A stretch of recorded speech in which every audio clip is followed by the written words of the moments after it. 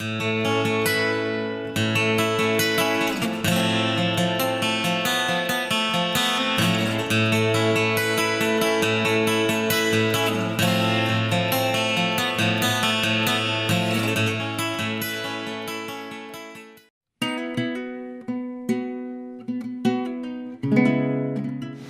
at a land care conference, and at the end of the talk I just happened to say that I thought that if we didn't change the way we managed the land out here, we were overstocking it, there was too much erosion, there was a lot of weeds, everything else. If we didn't change the way we were doing it, we wouldn't be here in the next 50 years.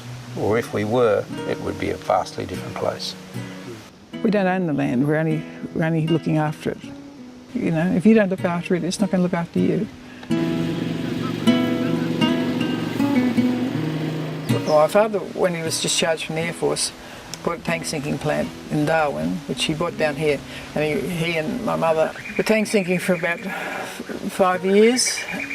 And then they bought Leander in about 1949-50, and we've lived here ever since. There's 7 girls in my family. We're all brought up here. My father was killed in 1961, and Mum continued to run the place on her own, which, looking back on it now, I don't know how in the hell she did it, but she did, and bring up a family. Basically, I left here when I got married and went to Blackwell, and Peter and I came back and bought the family out. Well, I've been involved in the wool industry all my life, but since we've been in, we came here in '78, and we've been striving to produce the best article we can. And over that period, we've dropped our micron, most probably increased our wool cut and our lambing percentage and whatnot. We've been buying better rams, or trying to, all the time. We realised a long time ago that we were trying to carry too many stock, so we dropped our stocking rate by a third. Immediately our wool cut went up by a third, even though we'd cut our number by a third. So we realised then that we were on the right track.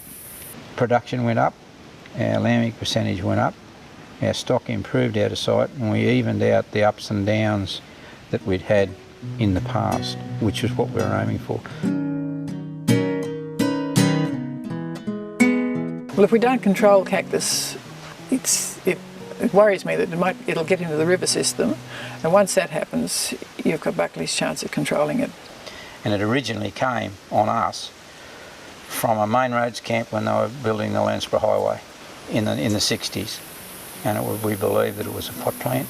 It was thrown out the top of a ridge, and it's grown from there.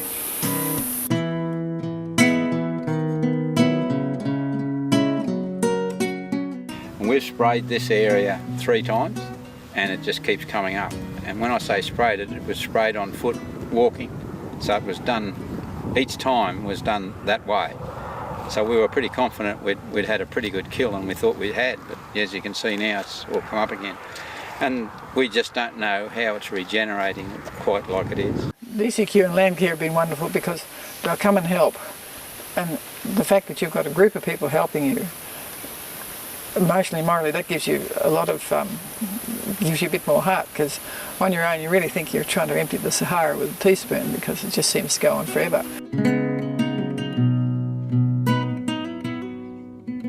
As the Gidgee started to encroach further and further and thicken, our grass area disappeared, so we realised we'd have to do something. Well, we see the Gidgee growing as it gets bigger.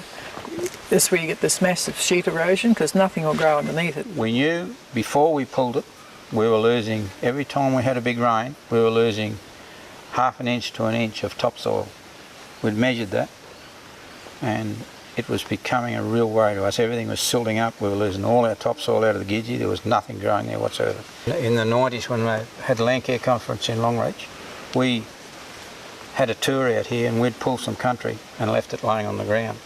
Looked like nothing on earth. Great messes, tangled bloody rubbish and stuff on the ground.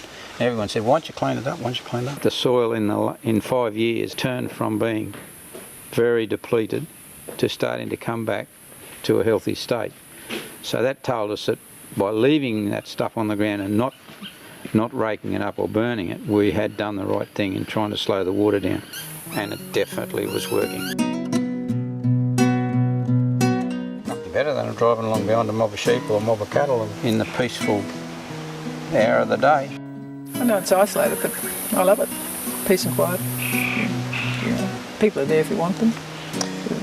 And the other thing is, you can go to town and you know most people, although lately I'm having a bit of difficulty with that, but you go into a shop and you can talk to people. You're getting old, that's right. And to me, that's pretty good. Yeah. Here's that grey-haired old fellow trotting across the street. Yeah, that's right.